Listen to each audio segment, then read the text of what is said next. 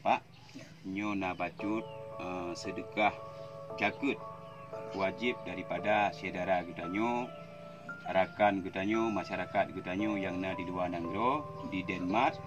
Ketitip amanahnya baklung yujuk kurung drone pakai miskin batu siapa supaya nyo guna manfaat bagi orang yang jakutnyo dan guna manfaat bagi drone yang fakir miskinnya. Nyo kan terima kan? Teman-teman, inilah kondisi keadaan kehidupan saudara kita yang ada di Kampung Matang Ulim, Kecamatan Baktia, Kabupaten Aceh Utara. Dan dengan kondisi seperti ini, saya di pagi hari ini di rumah Bang M. Nasir Husin. Dan ini kondisi tempat tinggal beliau, dan ini seisi dapur rumah beliau. Rumah ini dihuni oleh 6 kepala keluarga, dan ini adalah bagian daripada seisi ruangan kamar rumah beliau. Dan ini bisa kita lihat sama-sama ketika hujan. Pak, izin Pak beh nyolon kamera kena sabeh. Inilah bagian kamar beliau, tempat tidur beliau. Ini bisa kita lihat, dan ini adalah tampungan air di saat musim hujan. Bahkan beliau tidak bisa tidur bersama keluarga. Ini adalah background partai yang ada di dinding rumah beliau, supaya rumah beliau tidak dihembus oleh angin. Inilah Bapak M. Nasir dengan usia 65 tahun lebih kurang. Bisa kita lihat di usia senjanya dengan kondisi seperti ini. Jadi kita harapkan kepada teman-teman ada perhatian khusus buat beliau dengan kondisi seperti ini. Dan ini dampak daripada bagian luar rumah beliau. Ini bagian dapur. Kita saksikan teman-teman.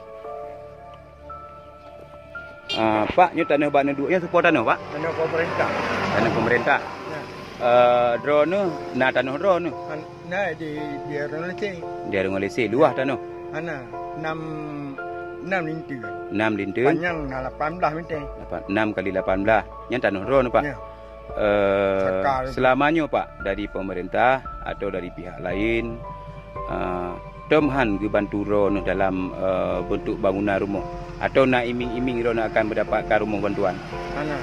Bantuan lainnya atau seperti bansos, nak merupakan bantuan sosial yang nak putra PKH merupakan. Oh ya, nampak keluarga tidak mampu menerima bantuan PKH. Putra nak harapan drone Pak terkait dengan kehidupan drone lagi mana? Menurut buka Pak, sebab karena nyo tubuh fikirake. Ya. Alanya hana mungkin haidi untuk kerja haidi. Berkenaan dengan ulang dan nocek go. Ya. Mana nya haidi. Berarti jak ulang berkon tanah go. Ya. Jino hak ini jak li. Hana. Harapan drone na Pak kepada urang-urangnya atau urang-urang yang mampu kibana harapan drone. Harapan hibannya, harapan untuk tabita terlekir rezeki bawahnya. Ya. Nah harapan si lagi rumah pu berbantu di pemerintah atau gimana? Nah lu lagi berapa orangnya babak ngonawaknya. Ya. Man hana ibu tu dah penduga rumah. Oh, mana nah. Berarti foto kah berulang kali tapi sampai hari ini belum terwujud rumah bantuan orang yang layak Ya. God Pak nyo insyaallah lun ci nggih Pak kan. Ya. Jadi saudara lun nyo juta kalon Tunku M. Nasir sangat mengharapkan kepedulian dari kita. Jadi teman-teman, rakan-rakan semuanya,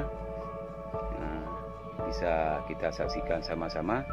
Kita terus berupaya agar Bapak M. Nasir bisa mendapatkan rumah yang layak buat beliau. Ini adalah semua tampungan air atau daur rumbia yang sudah lapuk atau sudah tidak bisa pakai lagi, yang sudah roboh. Demikian dapat saya laporkan teman-teman.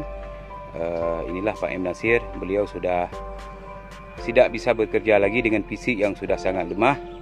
Kita harapkan ada pihak yang siap membantu beliau. Terima kasih sekali lagi. Assalamualaikum.